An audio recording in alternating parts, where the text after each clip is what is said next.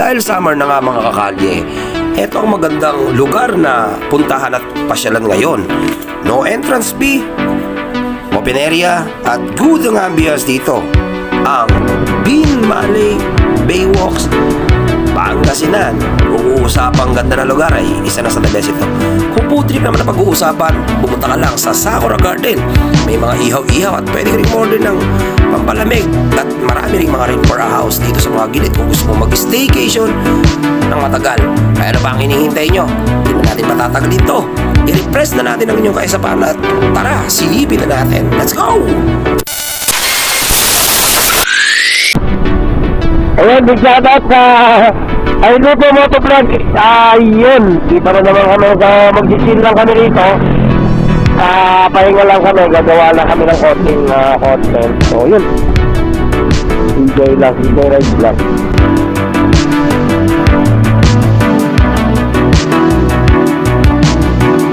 Grabe dito na tao, ang dami ng dumadayo.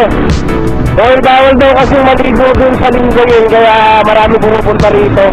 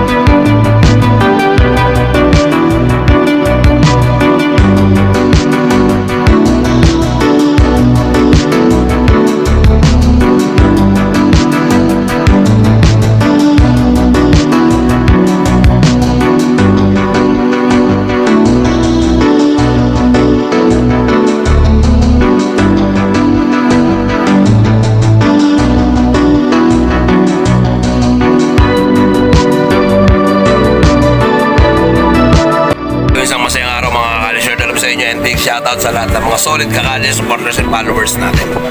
So pumunta ako dito sa Sakura Garden. Yung kaibigan ko binigyan ako ng mga pagkaing lokal, pinakbet, malunggay, kamote. Masarap yan. Siyempre barbecue. At ito. So dito lang ako sa may dagat yan, front yan, dagat. So magandang tambahin to mga kakali kasi yan, refreshing.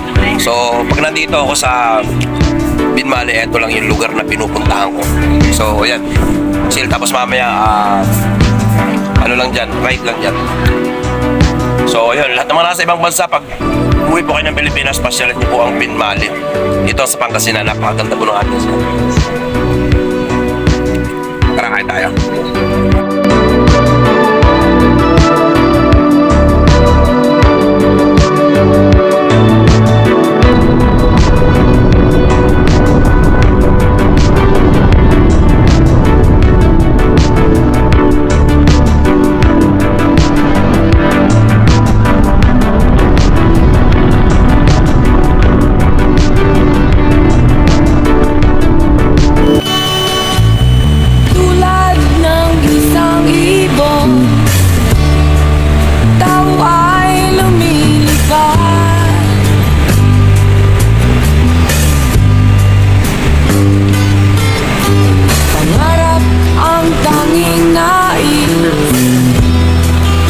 Marating at matupad.